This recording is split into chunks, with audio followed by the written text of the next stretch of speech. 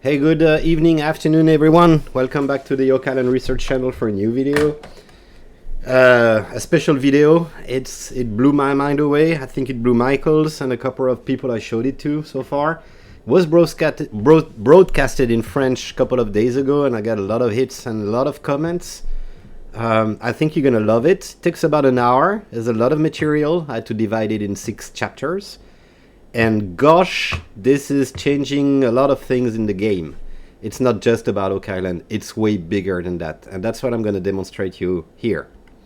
So sit back, relax, enjoy, fasten your seatbelt. It's going to be a bumpy ride. You're going for a couple of emotions. Grab a beer, a cup of tea or Coke, and here we are.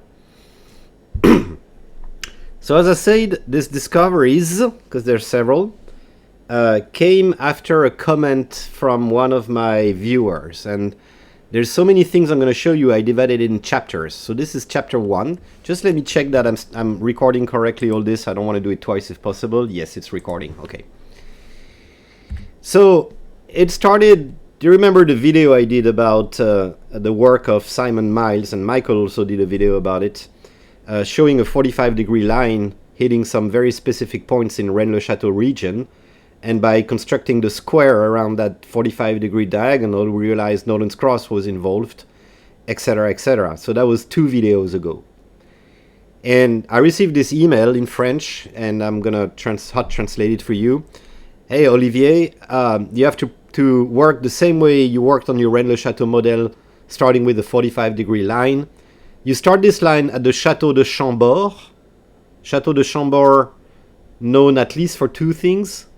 One is the Da Vinci masterpiece staircase, which forms a double helix, like a DNA kind of shape, on which somebody can climb up the stairs and somebody can walk down the stairs, and they would never see each other. You can Google this. This is the helix staircase at Chambord Château, made by Da Vinci. But also, the Countess of Chambord is the one who paid the priest Saunière at Rennes-le-Château for the church to be renovated, because when Saunière landed at Rennes-le-Château, when he started his career there, the church was about to collapse, and it is the Countess of Chambord who paid the bill and gave cash to Saunière so he could rebuild the Sainte Mary Magdalena church at Rennes-le-Château. Funny coincidence.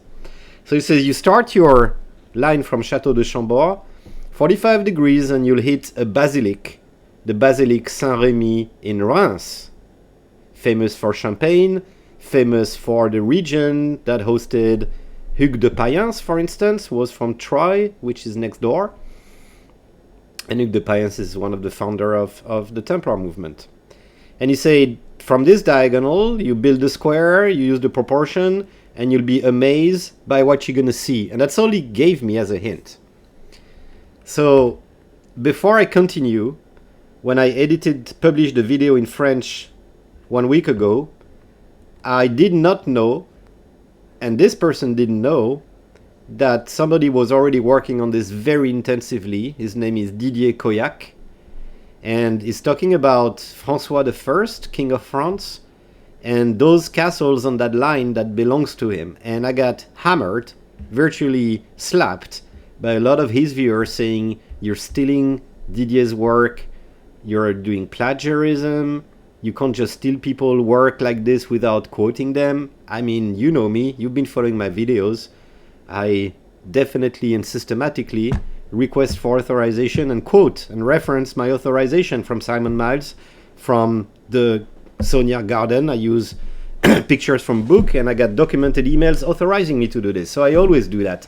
And there was some misunderstanding. Those people thought I went visiting his website. I didn't even know he existed, and took his information and made videos for my own channel based on his work. That's not what happened. So before anything else happened on this English side of the video, that 45-degree line, those properties and the castle on it, which is the first chapter of my video, actually it's Didier Coyac who found it. And this is a website on his left-hand hand. This is the YouTube channel on the left-hand side. And on the right-hand side is Facebook channel. I talked to him. I said I apologize. I explained him, and I think he understands. And all he asked is that when I talk about that 45-degree line, I quote his work and reference him. So I do, and it's fair, it's okay. It's like if somebody was finding the same thing we did with Michael on Oak Island and Zina Halpern's map. I'll ask him, did you steal my stuff? And I wouldn't be very happy. But if he tells me, no, I discovered it on my own, then I would congratulate him, because it means he's proving we're not just crazy and somebody else not knowing we exist finds the same thing.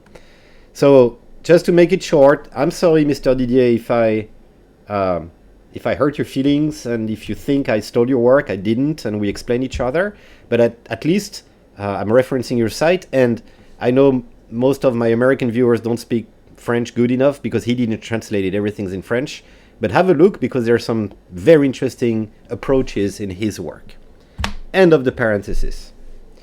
So let's have a look at this line on Google Earth. So this line is now not in the Rennes-le-Château region like we were working originally here, but that 45 degrees line given by Simon Miles, and thank you, Simon, for letting me use your work here, between the church of Saint-Just-le-Bézieux and the castle of Arques, which is on top here. There seemed to be something similar, let's go back to north of France, around the Île-de-France region, which is the region around Paris. So we're going to start by, as we are told, the Château de Chambord. Very prestigious and famous and beautiful. Here it is. But I came to learn this is not a medieval castle. This is a Renaissance beautiful castle. And it seems to have geometric properties, and you can see the Didier's site I just quoted, because he's analyzing, all over the place. But there was an older fortress here, like a medieval stronghold that dated from way before the castle. This site has been reused. So we're going to draw a 45-degree line from this place. And I'm actually taking the old church here, not the castle itself, though we're going through one of the tower, right in the middle of the tower. We're also hitting the transept of that church, which I believe, I don't have any proof, belongs to the old castle, the stronghold. And we'll see later dates are very important. And this is my 45-degree line, and the 45-degree lines end up in the city of Reims, famous for Templars, famous for many things, and it hits the Basilique Saint-Remy. Here it is. I'm not sure who's Saint-Remy here, but this is a basilique. This is not a cathedral. And keep that in the back of your mind, because there's something interesting there. When Romain did his work, he used a garden here, the cross made by the center of the garden. I'm using the cross made by the church axis. We would be only a couple of yards away, so I think both are valid. So very interesting is that on this line there are several castles, and we're more talking about castles than church this time. Let me put it true north. In pink you see the Paris meridian, and in green it's the Saint-Sulpice church meridian. Okay, so I spent a lot of time hovering over that red line looking for castles around. So you got Chambord Castle and you got Basilique Saint-Remy at the end. The first castle we're going to hit here is Château de Loury, which is a very old castle, which is not exactly on the line, which is next to it. I'm not sure why. It's only, what's the distance? I'm going to use feet, because that's the measure you're most acquainted with. We're at 1,500 feet, so it's not that far. And that Loury Castle we're going to see in the slide has got some very particularities. Today it's the city hall of that little town of Loury, but you can see the remaining walls or whatever of a stronghold and the church next to it. So this castle is not far from my red line at 45 degrees, just like the 45 degrees line at Rennes. Again, that was given by Simon's work. The next one is the Château de Yèvres. And this castle is so particular because it's not only positioned on the red line, it's also positioned at 50 feet from the Saint-Sulpice meridian. That's very interesting, a very nice coincidence. The next castle we're going to hit on that line is the very famous Château de Fontainebleau, which is linked with François I. And again, you should visit Didier's site if you're interested in more full analysis and complete work on that 45-degree line. What's interesting is that this castle, which is right here, has got that huge fountain, right? And the line is almost tangent to the fountain. We know we work very often with tangent markers in our stories. If I can grab that, come on, if I can grab that line. Okay, we are at 120 feet from the tangent, and we are at 270 feet from the center of the fountain. Very close on such a distance. What's interesting also is that here in Fontainebleau, you've got this fountain, and you got another one here in the garden of Diane de Poitiers probably. And that fountain here, and it seems we're going to play a lot with fountains near castles. That fountain here, which is, how far is it? Roughly 1,200 feet.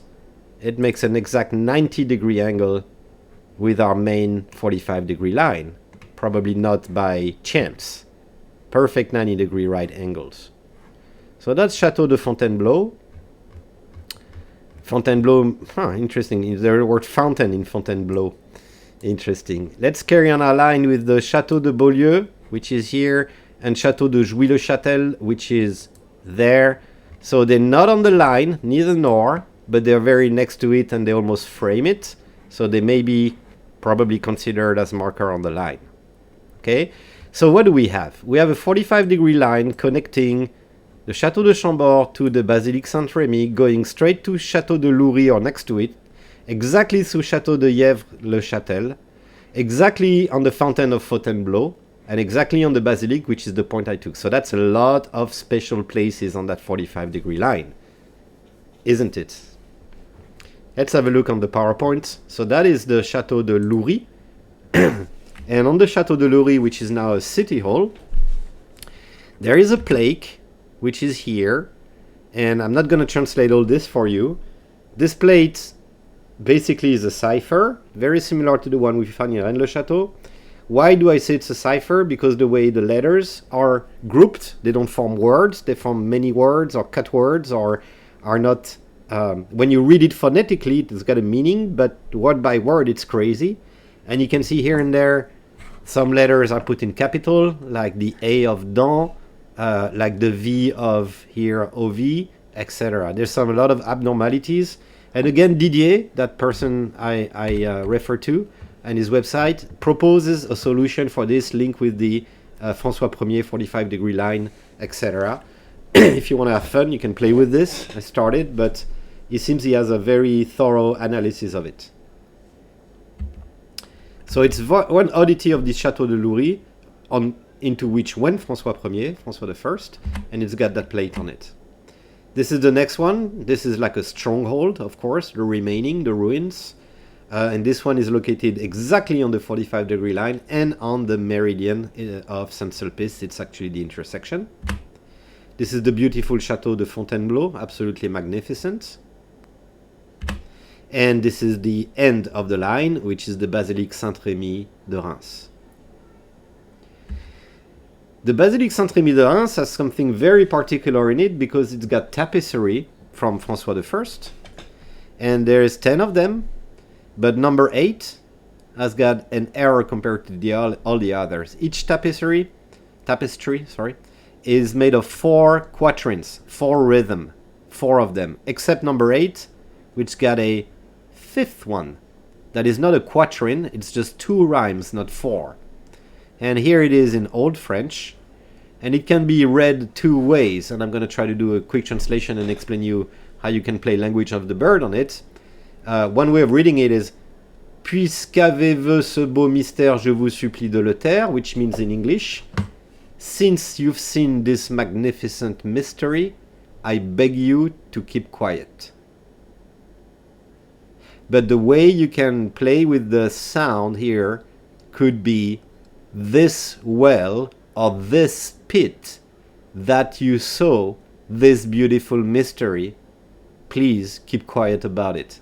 This pit or this well that you saw, this beautiful mystery. You can make it sound both ways. So did somebody saw a well or a pit somewhere and it's a magnificent mystery and we have to keep quiet about it? again, I'm just opening doors, and they would do thousands of hours of homework on this, and I'm just saying this is an oddity on the line again at that Saint-Rémy Basilique, and all this seems to be tied with François Ier. So I'm gonna let this as the first chapter, and my master is named Didier Coyac, and he's got his website as a reference. I don't want to go any further. That's his work. It's just the basis of our work now, because what I'm going to show you is not part of his world anymore. It's part of ours in Oak Island. Okay. So now that we got a 45-degree line, we're going to construct our square around it, like we did on the bottom part, and we can do for Oak Island.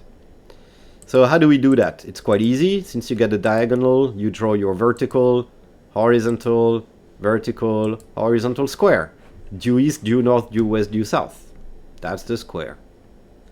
And in order to create Nolan's cross, you need an 80-degree angle on the left with a point that becomes point D. And guess what?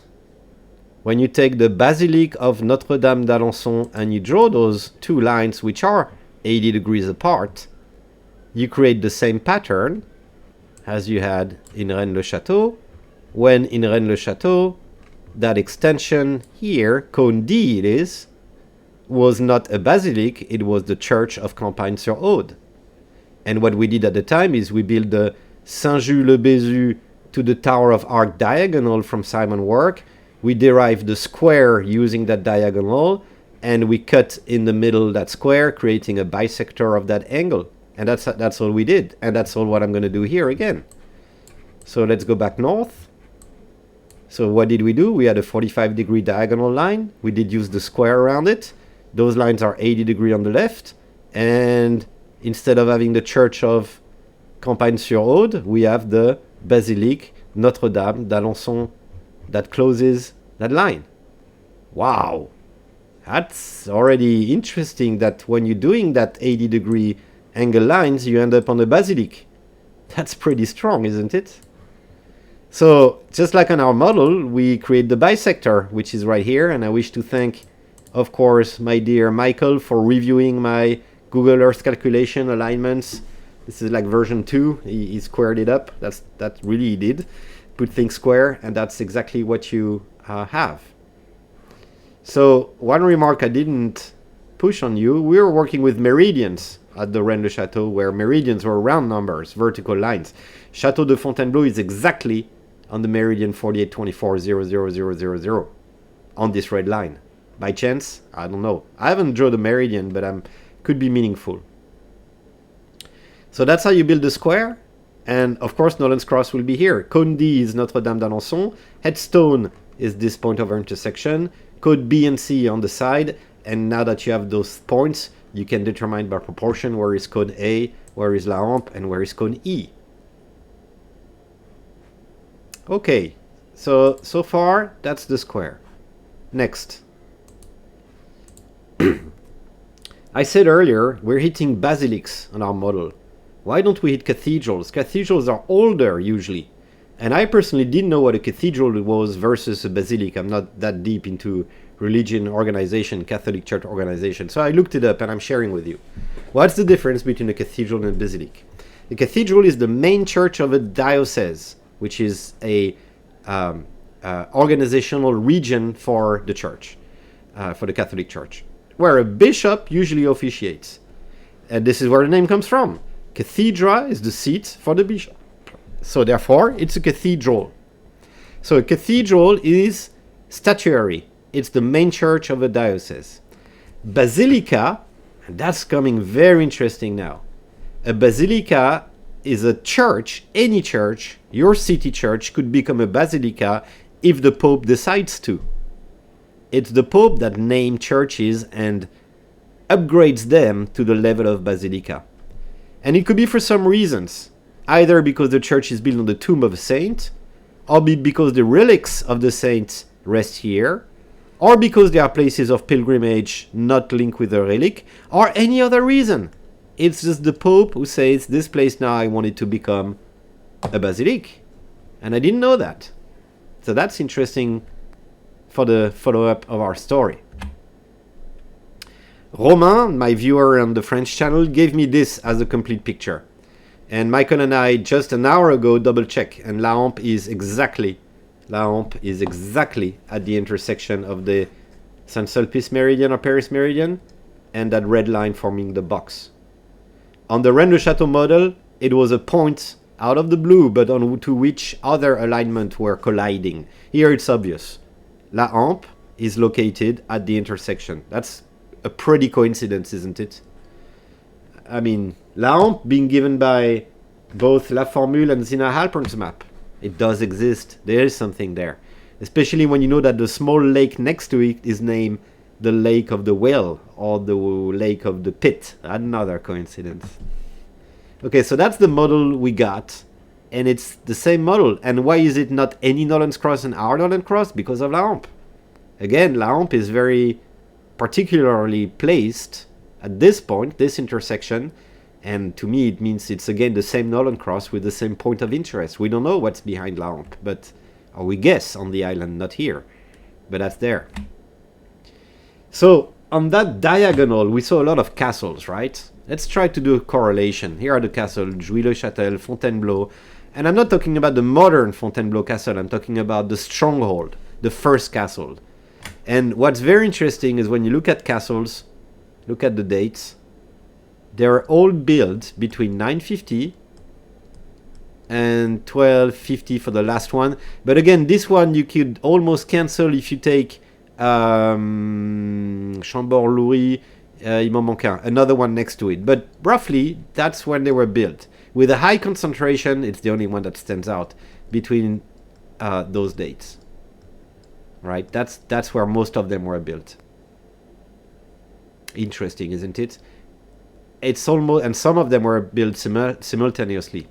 But it means that's the era when they were built. That's the era. I don't dare to say the line was created. The line could have been there earlier, and then the people of those times put castle on the line. But the line was known from antique era. But that's the period at which that architecture was physically built with castles on the line. Very interesting. Let's carry on. We're not going to talk about, and that's where it's going to start to go crazy, 110-degree lines. So I was working with castles here.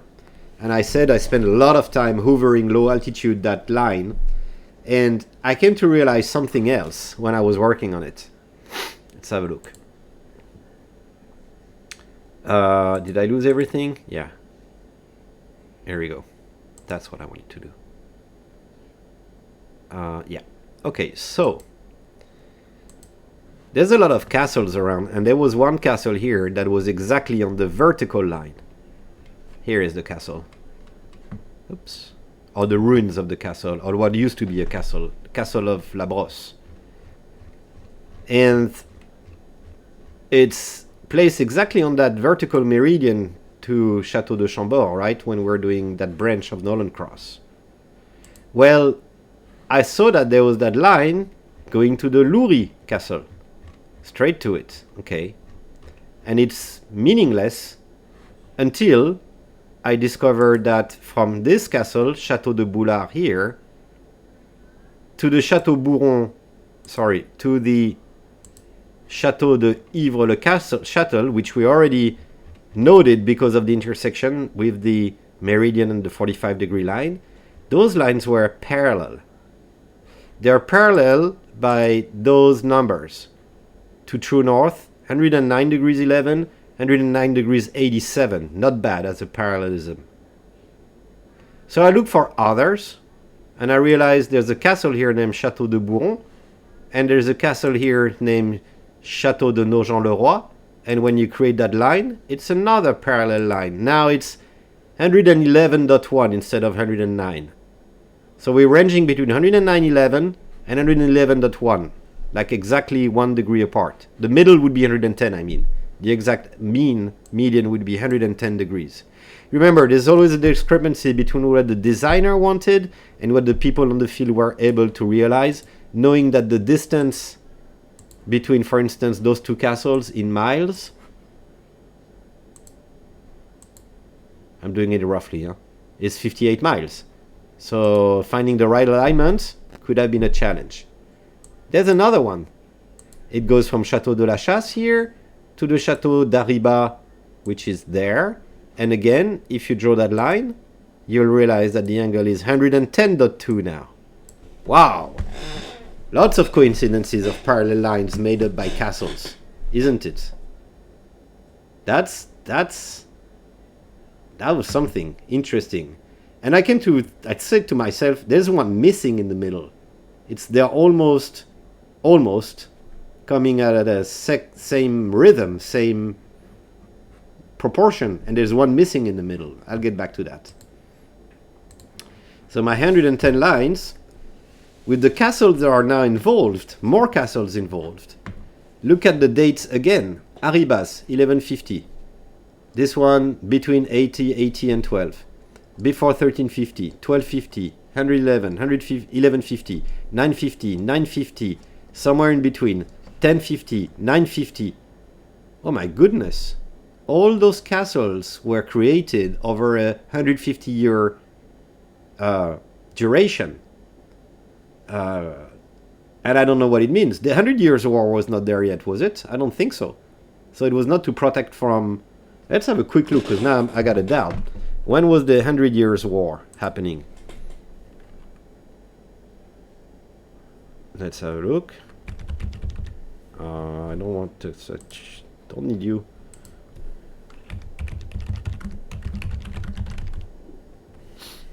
So 1337, 1453. Those castles were here not to protect France from the Norman invasion. They were built for another purpose. And the Basilique Saint-Rémy, at the bottom here, 1050. That Basilique Saint-Rémy, at the top right end of the 45-degree line, is at the same lot. Now the Basilique d'Alençon, which closes when you get your box right, and I'm doing that 80-degree line, and that point here, which is actually Condy, which is La Basilique d'Alençon, coming very late compared to it. And it's only a basilique by Pope wanting so in 2009, very recent. But the church itself is from 1356. Doesn't mean there wasn't something like a Venus temple or something before that Basilique d'Alençon, but so far the only date we've got is the latest, like they were closing the geometry very late. This geometry here and that comes from much earlier, right? And they all come from the same era. They all were done in pack over 100 or 150 years. Let's go again to Google Earth.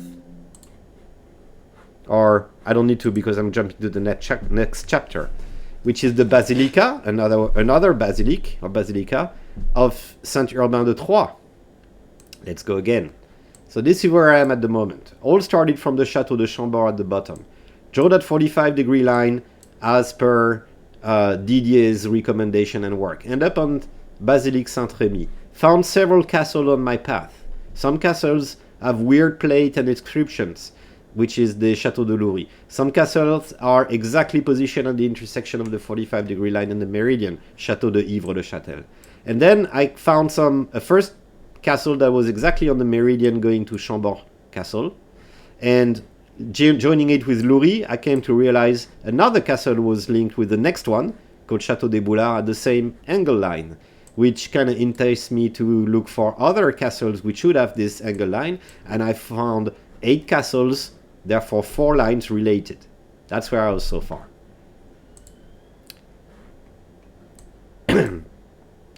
And one line was missing to me in the middle. One line was missing. And I came to study this place, Troyes. Troyes, which is now the earth of the center of Hugues de Payen. That's where he was born next to it, and that's where some of the Templar movement started. There's something very, very strange about Troyes. Troyes in French or Troyes in English. As you can see here, I've got a Cathedral Saint-Pierre-Paul, here in pink. Why is it in pink? Why do I have that pink line? I don't even know. Whoa. So it shouldn't be. I don't know, that pink line. It was not meant to... it doesn't mean anything. But what's interesting is I've got a cathedral here So cathedral, let's remember. I'm very disturbed by this pink line that I didn't ask which one. Cathédrale de Chartres. We don't care about that. So here we go. Yeah. So we have a cathedral here that's very old, and that's the center of the Catholic community in the region. Cathedral, the seat of the person in charge, of the priest in charge of the region. And only here, next to it, we have a basilica.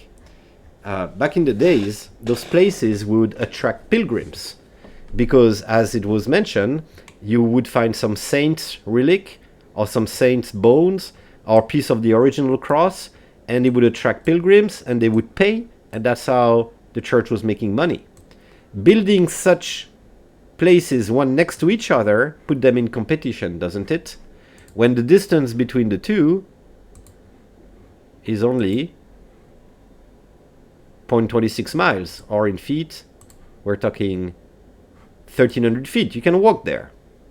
So what's the story of that Basilique Saint-Urbain? Why is it there? What I did is I got information, and I can draw there now right away. So the Basilique Saint-Urbain of Troyes, it's Mr. Jacques Pantaleon, and you probably don't know this name, and you soon will. Jacques Pantaleon, who was born in 1195, was the son of a shoemaker, so he was basically nothing in the hierarchy, social hierarchy. And he studied at the cathedral next door school for a short period, then went to Paris to study theology at Sorbonne. He did a good job, he did his homework at night, and he was, after some other position, appointed Patriarch of Jerusalem in 1255. Whoa. When I read this, I was like all excited. Jerusalem, during the Crusades, was then back to the Western world, if you want. It was colonized. It was a fief, F-I-E-F, meaning it was just a region like Champagne region, like Aquitaine region. There was Jerusalem region. And the church organized the cult, organized prayers and the naming of the priests and etc., just like if Jerusalem was just a region, like the Champagne region or the Aquitaine region or the whatever region. So you would name there the head guy, the archbishop if you want, but he had a special title, Patriarch of Jerusalem. And Patriarch of Jerusalem was in Jerusalem until 1187. Then it was moved to Tyre, and then it was moved to St. John of Acres in 1191. After one of the crusades and Jerusalem was captured back, it was back in Jerusalem, and it finally ended up in St. John of Acres until its fall, while St. John of Acres already had its own diocese and its own archbishop and was another region, but both fusion in 1261. So that Jacques, not only was Patriarch of Jerusalem in 1255, so in 1255 he was in St. John of Acres with the Templars until the fall. Well, he didn't live until the fall, he was dead before. But what's so interesting is that the same person was elected Pope 6 years later. So we have Pope Urban IV, who used to be just a son of a shoemaker, became Patriarch of Jerusalem, became Pope, and in May 1262, it announced he would build. So this is wrong. This is not a cathedral, it's a basilique. And the French Wikipedia says basilique here. I think something's wrong in Troyes, dedicating to Saint-Urbain. And it is a basilique. For church site and not cathedral site, so they were wrong on that word. It's not cathedral. He purchased several houses around the building that had housed his father's workshop. I think that's a legend. One more thing about this gentleman. So he was Bishop of Verdun, which is a region famous for the First World War near the Belgian border. Elected Patriarch of Jerusalem 1255, elected Pope 6 years later as Urban IV.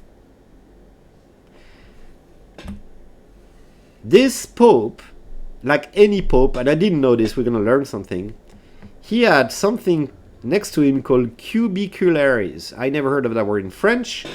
curbiculaire, and you probably never heard about it in English, but it exists, and this is what describes. In the Middle Age, it was the person in charge of the Pope's bedchamber, which is named cubiculum. And these functions started to change, where they manage finances and temporal resources. At first, they were simple servants at ceremonial stewardship, personal guard function. They enjoy increasingly important function over centuries. And the first Knight Templars to hold this office are mentioned to Pope Alexander III. Let's have a look at here. This is the name of the Pope. This is the name of their assistants, if you want to call them. Complementary information. Our Pope is here, Urban IV. Right? And since Alexander III, so for 100 years, it's been Templars who were the advisors of those popes. And our Pope Urban IV had 3 Templars coaching him. And we were already in Jerusalem. We're late in the Crusade era. So that's very interesting, and I didn't know that the popes had aide de camp, or second man, trust man, that were almost systematically Templar knights. And Clement IV is the same. And where it starts to go crazy with the end of the Templar order under Clement V and Philippe le Bel is that that person, Olivier de Pen, was a Templar and switched to an Hospitalier. Olivier de Pen then became Commander Hospitalier the day the order collapsed. They didn't catch him, they didn't torture him, he switched. Very interesting, the influence of the... I didn't know that Templars were aide de camp or staff major of each pope. That's very interesting. So, was there any knowledge passed upon? Maybe. Could be. So let's have a look back at our map, because why is this basilic interesting to us? I had an intuition. I had an intuition that if you draw a line at 110 degrees from this place, you would reach something famous. Let's have a look. So this is 110 degrees, same line as the others. As you can see, they are parallel, right? Because this line I'm using is actually 109.9, another little imprecision. And it closed my gap. It's the one I was missing there. And when I go all the way to the other end of the Atlantic, and I hit Northern's Cross with the same angle as the one made by the castle, what is absolutely incredible is that this orange line is perfectly aligned on Northern's Cross. To be true with you, I did the opposite. I started with cone E, I picked up the beginning of the line, and I made it go through that basilic. Two things happen when you do that. When you take cone E and you join the basilic, two things happen. Thing number one, you create a 110 degree line that fills the gap on my initial mode pattern here. This is again 109.9, 110. First particularity. Second particularity is when you draw that line from cone E all the way to the basilic, then that 109 degree line just embraces perfectly Northern's Cross. I'm not even have a 0.1 degree apart. Let's do it again. I'm taking cone E. I'm going to do it with a lot of precision, or a little bit more precision than usual. This is cone E, if you want to register, please. Yes. And as you can see, I'm exactly aligned to my endpoint. So the angle here would be 60 degrees, 60.00, because it's a 30 degree. If I move by 0.5 degrees, look where I end up, here. If I do that over the Atlantic, 0.5 degrees, I'm going to miss my basilic by, I mean, maybe 100 miles. I lost the point, bloody hell. Let's do it again quickly. Here, come on. There you are. It doesn't want to, come on. I think I'm going to have to do it again. Let's do it again.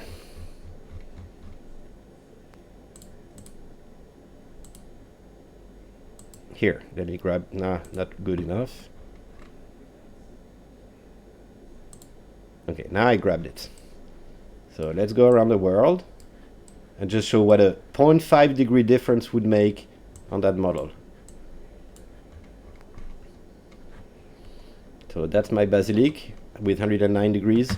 If I go, so 59.5, for instance, this is about how much you miss for 0.3 degrees, 0.86 to 0.6. This is 0.1 degree apart. That's how far I would be from my basilic. So what's extra, and I'm going to register this point and we're going to go back to Nolan's Cross. I hope I'm not giving you seasick, not making you seasick. With that 0.1 degree apart, here. You see the orange line, which is the 109 degree, is a line, and this one is a little bit off. Well, my orange line is tiny. It's tiny. It's off by what? By 7 feet. Sorry, by 6 feet. 6 feet out of 6,000 kilometers. Incredible. So I tend to think that there's a relationship between that priest who ended up Pope, the construction of the sites near Paris, the 110 degree line that reaches exactly on Oak Island. And that's just amazing, isn't it? I mean, that blew my mind. 110 degrees like the other blue lines. You want more? Look at Versailles, which was built much later.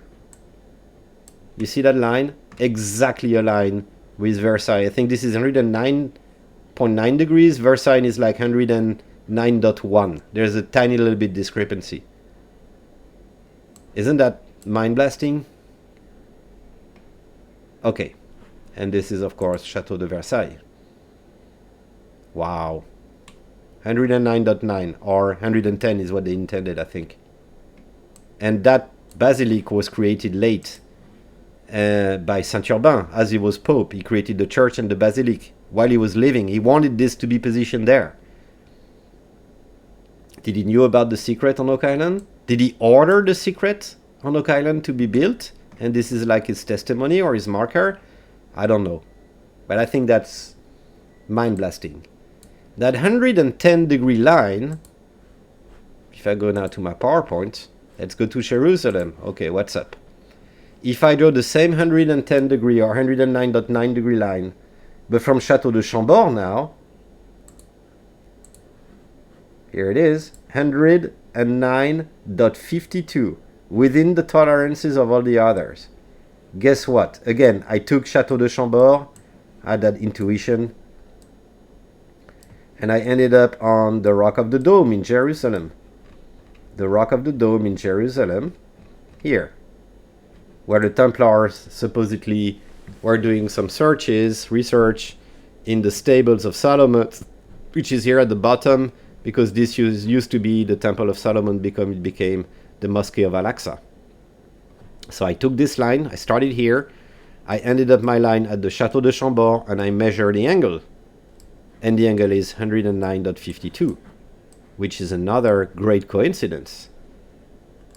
109.52 straight to the Château de Chambord and that little church. I find it incredible, the coincidence that you're using 110 degrees all over the place, or 109 dot something.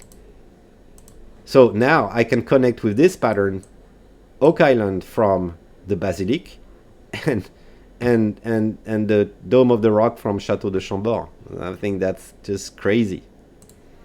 One more thought I had is that you remember so chapter 6 is the Fontaine of Rochefoucauld. Now hang on to the edge of your seat because this one's going to be quite something. Lines here, the red lines are lines we see, and the 45 degree line is materialized by castles. The vertical line is materialized by castles. It's a meridian. Very often, just like Nolan's Cross, with the 80 degree angle, we're taking the bisector. The bisector doesn't exist. It's an intellectual conception of splitting an angle into two parts. So it's a non-spoken geometry. The one given by the castle is an open geometry. The one with the bisector would be a unspoken geometry. And since I've got those lines crossing, if I got a bisector, it will hit every blue line at 90 degrees, making a right angle. That's the property of the bisector if the proportions are kept here. And now we are entering Thales theorems. But I'm not going to go all the way to Thales. What I want to show you is that if I take the bisector in white, and that's crossing exactly the line, the angle into 2, and I can even measure this to show you it's true. So I'm going to use a ruler in feet, okay? So I take the middle here, right? And I go all the way to Chateau de Loury. I got roughly 72,000 feet, and going the other direction, 75. Okay, maybe I'm not super precise. Let's do with a bit more precision, because it should be very, very similar. So from this point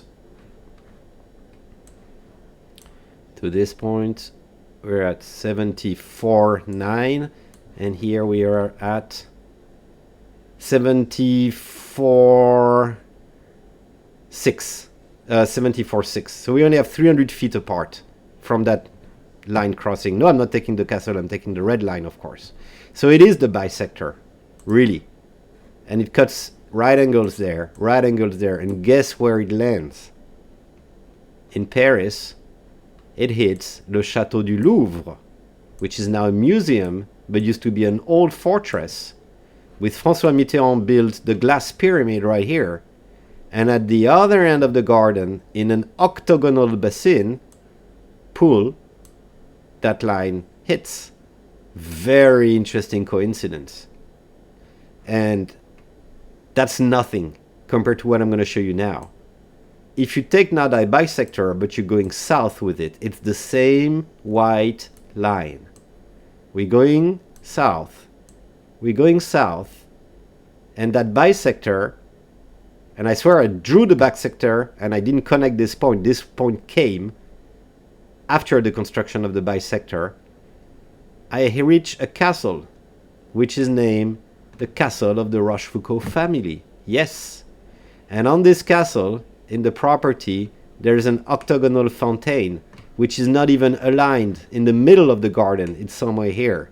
Would you believe that I'm 1 foot away from the center by drawing the bisector from Château de Chambord, which reaches Louvre Garden, and hits now the Rochefoucauld's fountain.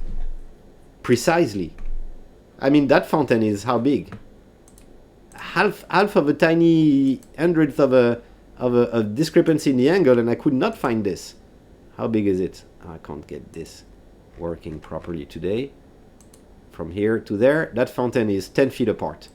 That's the tolerance we're working with, 10 feet out of that distance. Isn't that crazy? Let me zoom out to show you what we're talking about here. Here. The bisector of the line made that 45-degree alignment of castle, and the vertical line crosses all those blue 110 degrees line with a perpendicular, it's perpendicular to it, and it's the bisector. It's equidistant on the left, on the right. North, it hits the Louvre Gardens. South, it hits precisely the fountain of the Rochefoucauld castle. Wow. So on the same pattern, we found alignment of castles just like alignments on Rennes-le-Château. Saint Urbain, the Pope, who was Patriarch of Jerusalem and advised by Templars, created on his demand during his lifetime a church which became right away a basilic, and a point located so that if you use the same 110 degrees and you're going west with it, not only you reach Oak Island, but you're perfectly aligned with the main axis of Nolan's Cross. On top of that, if you take the bisector of the angle made by that geometry, not only you reach the Louvre Museum, but you also reach precisely the Rochefoucauld fountain, which is not geometrically placed in the garden. It's out of the blue. It's just laying there. You don't know why. Wow. To the point I ended up thinking that maybe the Rochefoucauld shield, which is here, which is made of 3 chevrons at 90 degrees, 5 blue lines, 4 white lines, 5 blue lines, 4 white lines. How many lines do I have here? 1 blue, 2 blue, 3 blue, 3, 4 orange, 5 blue lines, 5 lines. And which one is the one going to Oak Island? 1, 2, 3, the fourth. Could it be, I'm sounding like the Oak Island show now, that the Rochefoucauld shield is linked with that geometry, describing that geometry, that you get 5 lines at 110, and you take the fourth one is the one going straight to Oak Island? Could it be? But the only difference is that on the Rochefoucauld shield, those chevrons are at 90 degrees. My chevron here is at 45 degrees, since I'm taking a 45-degree line. So what I did is I took the Chateau de Chambord and drew a 90-degree chevron so that the bisector would still be the bisector. But now it's the bisector, the white line is the bisector also of the 90-degree line instead of the 45-degree line. And what do you find when you do that? Well, first of all, on the right-hand side, you almost hit that basilique of the Pope that's going straight to Oak Island. I think it's just a coincidence. It was not meant, unless something's wrong in my model. But the distance here, we're talking about 2,000 feet. Not bad, not bad. I'm crossing around 200 miles apart. Huh? More interesting, and for people who know a bit about Rennes-le-Château, there's a lot of famous French writers that wrote in their books text that embed the Rennes-le-Château enigma, either because they were naming name of the captain of the boat, the name of the mountain near Rennes-le-Château, and it's almost an initiation to the Rennes-le-Château scenery, and they knew about the mystery. One of them's called Maurice Leblanc, and Maurice Leblanc wrote the Arsène Lupin, the Gentleman Thief series of books that became famous and became a movie. And I don't know if you know it, but one of the thing about Rennes-le-Château, he wrote one book called The Hollow Needle, and he's referring to the famous and mystic needle of Étretat, which is right here, which is a needle of chalk, basically, standing out by the erosion of the water, and it's supposed to have mystical capacities, etc. Anyways, if you're acquainted with Rennes-le-Château and Maurice Leblanc's books, which all talk about Rennes-le-Château and maybe Oak Island if you look at it, that line from the Rochefoucauld, it's only a couple of yards away from the Étretat, which is just another funny coincidence. So here it is, the 90-degree chevron, you only have one of them, and those parallel lines. So I'm going to put them side by side, and I put the picture upside down. Is it what the Rochefoucauld wanted on their shield? It's an old family, huh? Their castle is from 1079. Again, the same era, between 1050 and 1100 or 1150. This one is 1079, the Chateau de Rochefoucauld, the first one. And would it be possible that this is just the shield showing the same pattern? Maybe. I don't know. We're gonna revisit for chapter... I lost my chapter track. Chapter 6 now, probably. Saint Honorat Island. I don't know if you remember a video of mine in English some years ago named The Signature. And I found that with, again, one of my French viewers, thank you, François, for this, he pointed me to that island right near the Cannes city. Cannes, the film festival, is pretty famous on the Riviera. Right next to it, there's that island on which there is a fortress on top of that. That island's got an abbey on it and a lot of priests, and funny enough, they had a painting, a reproduction of the Da Vinci scene inside the church, another Da Vinci reference. And this abbey was very, very interesting. It was founded in the 4th century. That's very old. And the pilgrims who went on the island, there were 7 churches on the island. If they were there between the Ascension and the Pentecost, they would receive the same indulgences as they had gone to Jerusalem. Making a pilgrimage to that island is equal to making a pilgrimage to Jerusalem. They embarked at the tip of the peninsula of Cannes, where that film festival is now, where stood a small cross called La Croisette, and La Croisette is the name of the main street of Cannes, where the film festival is happening. Arriving on the island, they would walk around barefoot, stopping at the 7 chapels, and job done. Same value as if I'd gone to Jerusalem. This is a map of the island, and you can see those chapels. The Trinity Chapel, the Saint Capre Chapel, Saint-Sauveur Chapel, Saint-Michel Chapel, Saint-Cyprien, and Saint-Pierre, Saint Peter, and Saint Dorcer. Here are the chapels. And I noticed at the time that those chapels were compatible with the Nolan's Cross picture or imprint that I found on the Louvre Museum, originally in the Virgin of the Rock, the painting of Da Vinci. And they register. They register here, they register there, they register on the east-west line, and this one again, and they register here. And that was quite a coincidence. Now, let's go to Google Earth 1 minute. And from Saint-Honorat, which is down here somewhere, since we have Toulon, so if we have Toulon here, Cannes shouldn't be far away. What I did is, when you draw a line, oh, here it is, sorry. This is the island. And when you draw a line from this island, from the tip church, the Saint Trinity of Cannes Church, and you connect it to Oak Island, I'm not even talking about degrees and angles, because it's not the same angle, but I connect this to the North Anchor. So I'm taking the line from that church, and I'm connecting to North Anchor. It's the white line I'm talking about. The orange line was the line that perfectly matches Nolan's Crossing coming from that basilica. But this is, I just connected North Anchor to that church on the other side.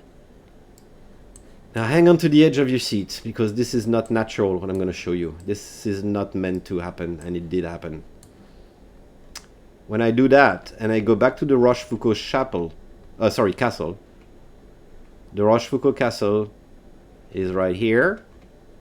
Let's wait for Google Earth to retrieve the picture. Here it is, with the fountain right here, right? I'm gonna put full north. Here we go. What happens is that that other white line here, that goes from Saint-Honorat Island to the North Anchor, is only some yards away from the fountain on the one hand. We're talking 570 feet. But most interesting, it creates a perfect 90-degree angle. So the line from Saint-Honorat Church to Oak Island North Anchor is perpendicular to the bisector created by the 45-degree lines and joins the Fountain of Rochefoucauld and the Garden of the Louvre. And that's something.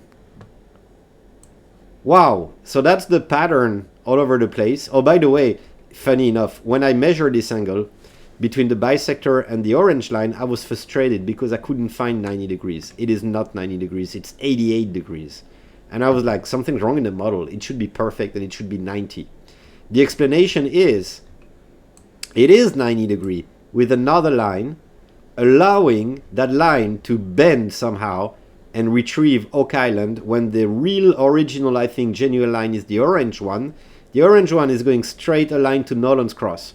So if you are, I don't know, 300 miles away from that, to reach the same point you need another angle, and that angle is off by a couple of degrees, and that's why you're measuring 88 on top and 90 at the bottom. That 88 on top make it that on a long distance it closes the angle and reaches the same point. But gosh, I don't know, this means that Oak Island is to me connected to Rennes-le-Château. Oak Island is connected by design to Versailles, to all those 45 degrees angle points, to the castle, to the 110 degree lines in blue, which maybe are represented on the shield of Rochefoucauld. That 110 degree line, if you take it from Chambord, you reach Jerusalem, the most sacred place, the Dome of the Rock, etc., etc., etc. So, I don't know yet. I don't know what all that means. I don't understand how they're connected. They must have a story that links those sites. I only see the geometry. I don't know the story. Who came first? Who did what? Is it that priest, that Pope Saint Urbain IV, who designed Oak Island in 1260 something? Let's have a look at the complete table of dates. This is the complete table of dates. And that basilica he created, Saint Urbain, is here, 1260. It was before the church of Alençon, but I suspect there was something before on that place, before that church. So the castle came in first, 1050. The Basilique of Saint-Remy, 1050. Chateau of Rochefoucauld, 1019. 950, 950, 1100, something in between, around 900 or 1000. 1150. And then later, the Basilique Saint-Urbain. Now, remember that Italian guy on the show, Oak Island, Curse of Oak Island, last show, based on the triangular stone pyramids, canes found by Nolans, amongst other, by looking at the astrogeometry, he thinks the date is 1250. That's when the rocks were laid out.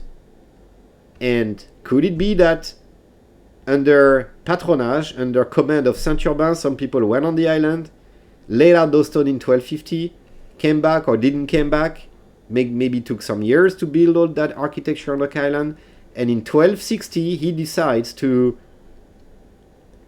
recognize this, to testify it, and 10 years later he creates that church that points right to Oak Island. Could it be the story?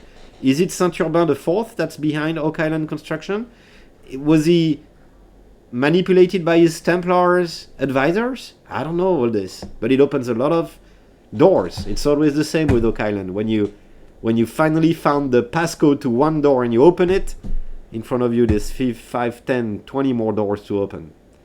So a lot of homework to do, a lot of cross check to do, and I hope you enjoyed this video. Please leave a comment, but I think that's pretty interesting. Love you all, take care, and talk to you soon. Bye bye.